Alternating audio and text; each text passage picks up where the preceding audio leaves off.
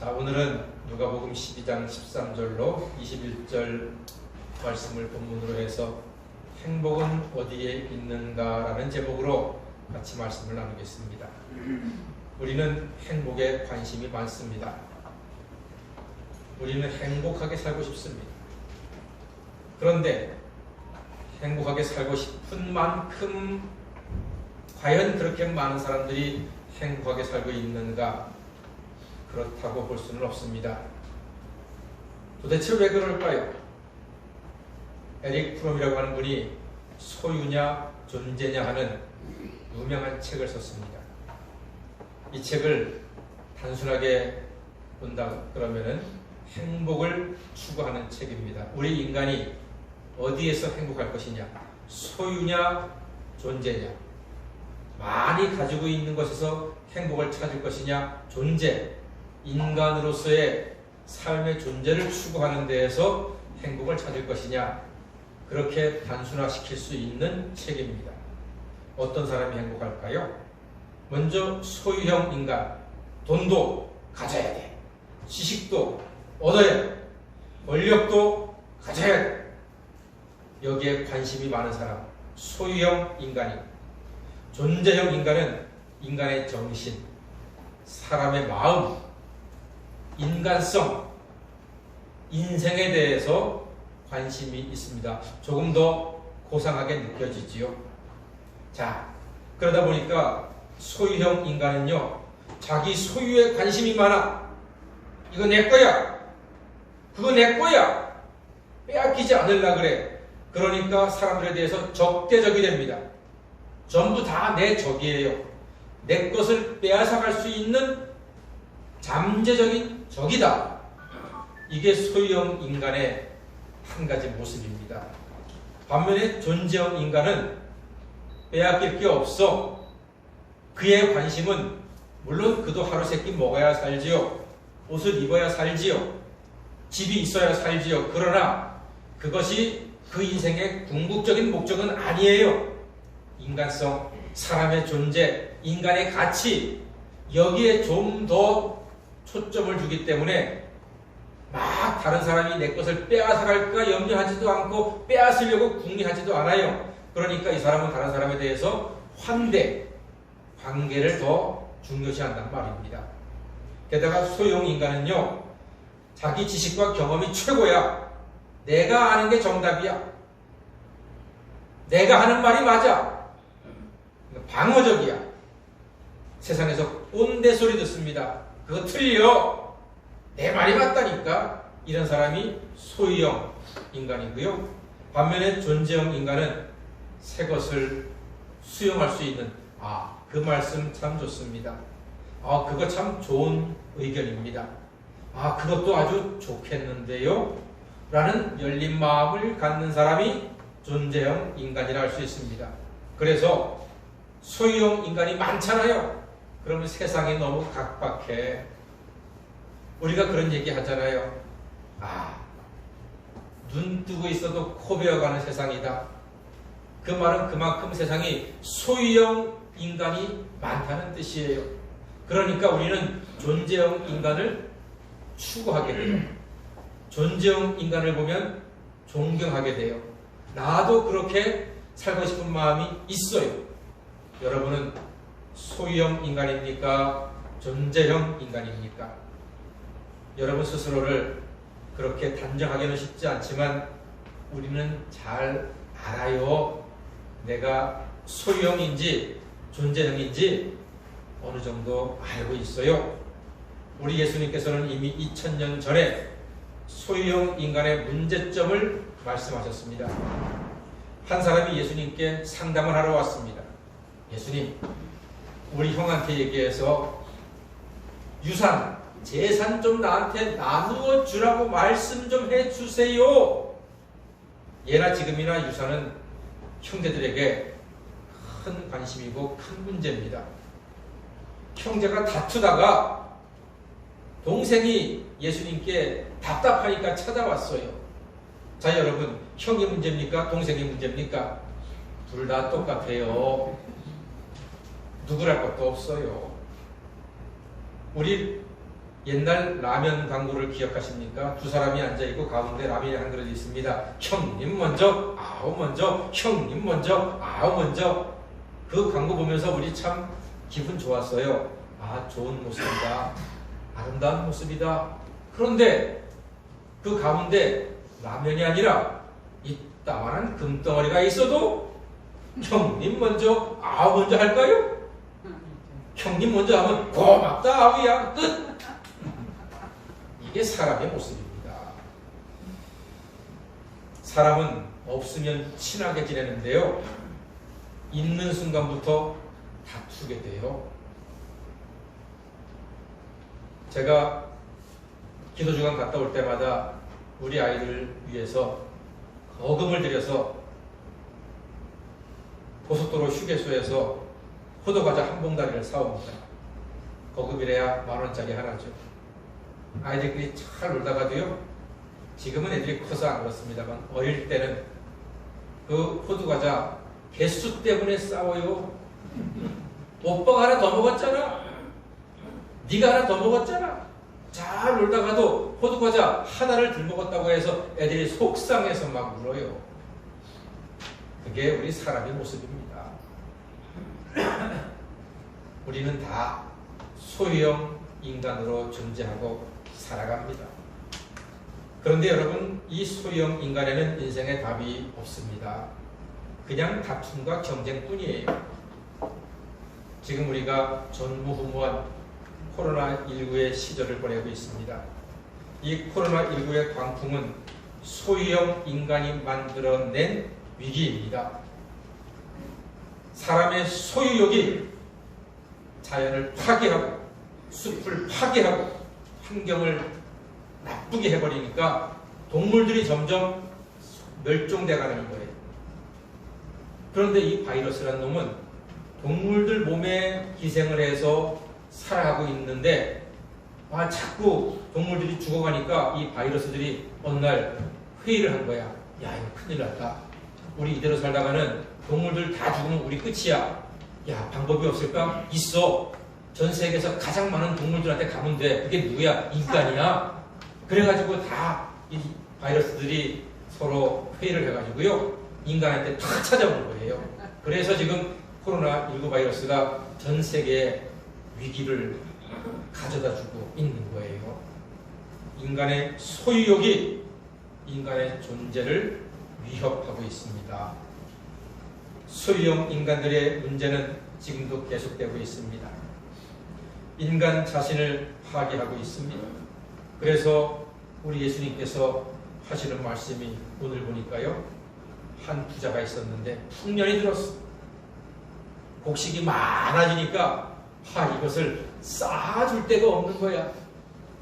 착한 부자 같으면은 아이고 많아졌구나, 아이고 감사해라 하면서 기부도 하고 좀 못 사는 사람 나누어 주고 일꾼들 한 2배 보너스도 좀 주고 그러면은 새로 짓지 않아도 되는데 하나도 남에게 주지는 않고 더 창고를 크게 만들어서 거기에다가 쌓아줘야 되겠다. 소유형 인간이 아닙니까? 그러니까 이 사람이 그치고 하는 이야기가 내 영혼아, 내 영혼아, 여러 해 쓸 물건을 많이 쌓아두었으니 편히 쉬고 먹고 마시고 즐겨보자. 신난다. 소유형 인간입니다. 이들은 가능하면 많이 가지려고 하고 즐기려고 하고 다른 사람에 대한 관심이 없어요. 주려고 하지 않아요. 그런데 이어지는 예수님의 말씀이 우리를 섬뜩하게 합니다. 20절 말씀에 보니까 하나님은 이르시되 어리석은 자여, 오늘 밤에 내 영혼을 도로 찾으리니 그러면 네가 준비한 것이 누구의 것이 되겠느냐. 무서운 말씀이죠. 살벌한 말씀이죠. 인간은 계속 소유를 추구합니다. 만족을 몰라요. 이미 충분히 큰 곳간이 있는데 풍년 들어서 더 많아졌다고 더 크게 짓는 게 인간의 욕심입니다. 마치 꿀에 자기 날개가 젖어가는 것도 모르고 점점점 꿀만 탐닉하고 있는 파리처럼 그렇게 자기 욕심이 자기를 죽이고 있다는 사실을 우리 인간들은 잘 모르고 살아요. 바보 3종 세트가 있습니다. 첫 번째 바보는요, 다 같이 한번 따라해 보실래요? 돈밖에 모르는 바보. 돈밖에 모르는 바보. 네, 바보입니다. 돈 필요하지요. 돈 좋아요. 저도 돈 무지무지 좋아해요. 그런데 돈밖에 모르는 건 바보예요. 결국 다 놔두고 갑니다, 여러분. 어릴 때 동네 골목에서 땅 따먹기 하지요.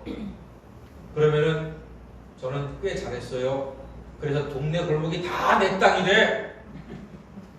우리 골목에서 제가 제일 땅 부자예요. 근데 해질녘에 소리가 들려요. 영선아, 밥 먹어! 그러면 다 놔두고 쪼르르 집으로 달려갑니다. 그 땅 생각해요, 안 해요? 못해. 안 해요. 신경도 안 써요. 내 땅도 아니니까. 인생이 그런 겁니다, 여러분. 이 땅에 살면서 집 마련하려고 애써, 땅 마련하려고 애써, 주머니 채우려고 애써, 창고 지으려고 애를 많이 써. 근데 하나님께서 때가 되면 얘야, 컴온, 이리 올라와. 그러면 다 놔두고 주머니도 없는 옷을 입고 관 속에 들어가는 게 인생입니다. 아무것도 아니라니까요, 여러분. 그런데도 우리는 소유형 인간만을 추구하고 그게 세상의 가치인 것처럼 거기에 목숨 걸고 그것밖에 모르는 사람으로 살아간다니까요. 그런 바보가 세상에 어디 있습니까? 돈밖에 모르는 바보가 제일 바보예요. 하나님께서 사람을 맨몸으로 만드신 이유가 뭔지 아십니까? 주머니가 없으면 욕심도 안 생기고 욕심이 없으니까 죄도 안 짓게 되거든요. 그래서 수위에는 주머니가 없는 겁니다. 사람이 죽어서야 하나님께 순종하는 법을 배우는 겁니다. 두 번째 바보, 다 같이 세상밖에 모르는 바보. 세상밖에 모르는 바보. 이 바보는요, 천국이 없는 줄 알아. 이 세상이 단 줄 알아. 무식한 사람 중에 무식한 사람이 가보지도 않고 천국이 없다 하는 사람입니다. 지가 가봤어? 그러면 그 사람 묻죠. 너는 가봐서 믿냐? 나는 안 가봤으니까 믿는다. 만약에 죽었는데 천국이 없으면 모르지만 있으면 너 어떡할래? 우리는 그런데 성경을 믿거든요. 히브리 9장 27절에 한 번 죽는 것은 사람에게 정하신 것이요 그 후에는 심판이 있는 줄 믿습니다.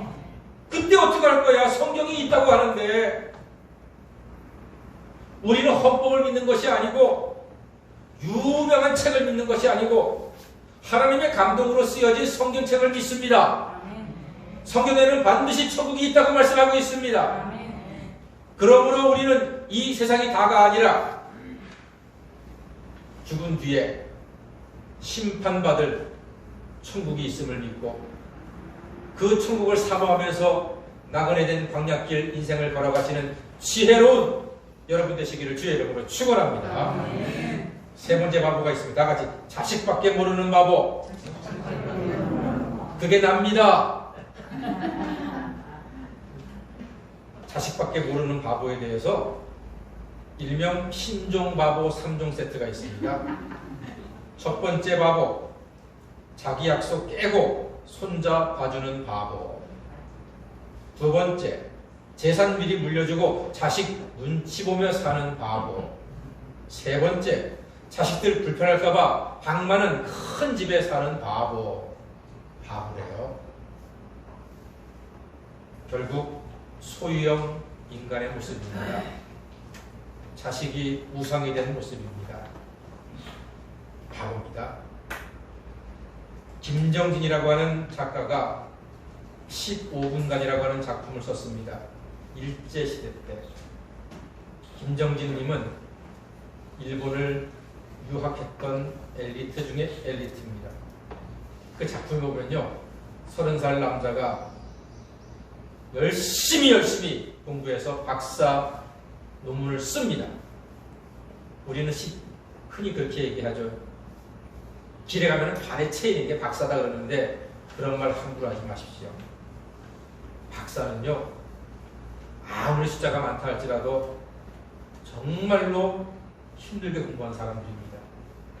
여러분이 상상하는 것 그 이상으로 정말 죽을 만큼 힘든 과정을 거쳐서 박사학위를 받습니다. 그러니까 여러분 주변에 박사학위 받은 사람이 있잖아요. 그럼 정말 기립박수 쳐주십시오. 존경해 주십시오. 그만큼 힘이 드는 겁니다. 물론 저같이 일부러 박사학위 안 받는 사람도 있습니다만 비웃지 마십시오. 하여간 주변에 박사가 계시잖아요.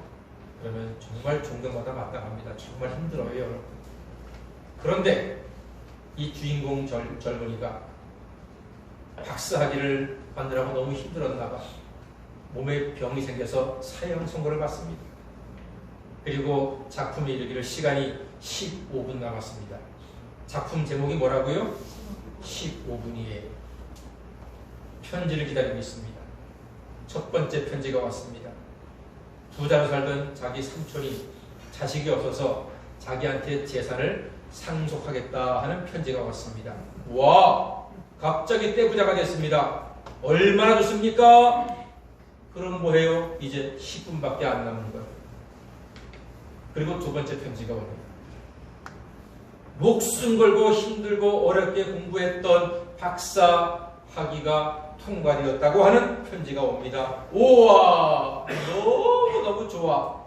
그럼 뭐예요? 이제 5분밖에 안 남은 거예요. 세 번째 편지가 옵니다. 이 세상 누구보다 사랑했던 여인의 부모님으로부터 결혼해도 좋다는 결혼 응답의 편지가 옵니다. 와! 세상을 다 얻은 행복으로 가득합니다. 그럼 뭐해? 이제 2분밖에 안 남은 걸. 그리고 그는 곧 세상을 떠납니다. 그 많은 재산, 그 존경받을 만한 박사학위, 너무나 사랑했던 여인을 두고 세상을 떠나는 것. 아무것도 가진 것 없이 이것이 소유형 인간의 마지막 모습입니다.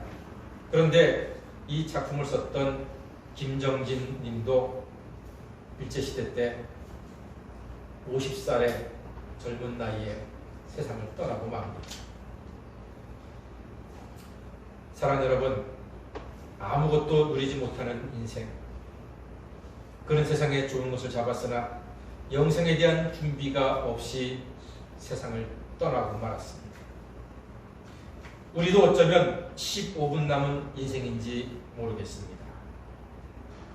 그런데도 소유만 추구하시겠습니까?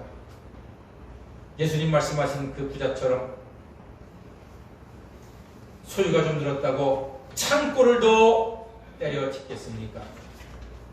하나님이 오늘 밤 데려가 버리면은 아무것도 나에게 유익이 안 되는 그 창고 짓는 일에 여러분의 인생을 바치겠습니까? 이것이 우리의 한계입니다. 바보 인생 3종 세트는 죄송하지만 행복을 우리에게 가져다 주지 않습니다. 세상밖에 모르는 것, 돈밖에 모르는 것, 자식밖에 모르는 것이 나에게 행복을 주지 않습니다. 그럼 어떻게 해야 될까요? 소유냐 존재냐? 존재형 인간을 추구해야 합니다. 존재형 인간은 생각이 있는 사람입니다. 개념이 있는 사람입니다. 인생의 의미를 사고합니다. 다른 사람에 대한 마음도 있습니다. 바른 인생에 대한 관심이 있습니다. 아주 바람직한 사람입니다. 그러나 존재형 인간도 온전한 인생은 아닙니다. 왜냐하면 그는 사람의 마음에 집중하기 때문입니다. 내 마음, 남의 마음, 마음에 집중하면 답이 나옵니까? No, no, no. 성경은 말합니다. 가장 부패한 것이 사람의 마음이라고 합니다. 이 부패한 마음에서 무슨 선한 것이 나올 수가 있겠습니까? 라고 예수님이 말씀하셨습니다. 그렇다면 소유형 인간도 답이 아니요, 마음에 초점이 있는 존재형 인간도 답이 아니라면 우리는 어디를 바라봐야 합니까? 어떻게 살아야 합니까? 어디에서 행복을 찾아야 합니까? 예수님께서 말씀하셨습니다. 바로 하나님께 대하여 부요한 사람이 되라고 말씀하십니다. 사랑하는 성도 여러분, 세상에 대해서 부요한 사람이 아니고, 돈에 대해서 부요한 사람이 아니고, 자식에 대해서 부요한 사람이 아니고, 하나님에 대하여 부요한 사람이 되시기를 주의 이름으로 축원합니다. 하나님에 대하여 부요한 사람은 그의 아들 독생자 예수 그리스도를 나의 구주로 믿고 죄사함 받으며 영생을 얻어서 이 땅을 종으로 살아가는 사람이 아니라 주인으로 하나님의 아들로 살아가는 복된 인생이 되는 것입니다. 그는 내가 세상 것이 돈이 조금 없다고 해서 원망하고 미워하지 않습니다. 세상에서 살기가 조금 힘들고 어려움이 있다고 해서 사람을 탓하고 하늘을 원망하지 않습니다. 내 자식이 나를 좀 속썩인다고 해서 내 인생을 저주하지 않습니다. 자식을 저주하지 않습니다. 사랑하는 여러분, 이 땅에 사는 동안에 누구나 다 고난의 강을 건너게 됩니다. 그리스도 예수의 이름으로, 그리스도 예수의 권능으로, 예수님의 부활의 힘으로 이 험한 세상을 믿음으로 이겨내시는 하나님 자녀가 되시기를 주의 이름으로 축원합니다. 예수 이름으로 기도할 때 마귀의 권세 이길 수 있습니다. 예수 이름으로 기도할 때 질병도 이길 수 있습니다. 예수 이름으로 기도할 때 사람 때문에 오는 마음의 아픔도 이겨낼 수가 있습니다. 예수 이름으로 기도할 때 돈 때문에 오는 모든 시험도 능히 감당하고 이길 수가 있습니다. 그러므로 하나님께 대한 부유한 사람이 되어서 세상 것으로 가득한 바보 인생 3종 세트를 부러워하지 않는 진정으로 행복한 하나님 자녀가 다 되시기를 주님의 이름으로 간절히 축원합니다. 아멘. 기도하겠습니다. 사랑하는 우리 주님, 우리는 소유도 좋고 생각도 좋고 돈도 좋고 세상도 좋고 자식도 좋지만 무엇보다 하나님께 대하여 부요한 진정으로 행복한 사람이 될 수 있도록 도와주시옵소서. 예수님의 이름으로 기도하옵나이다. 아멘.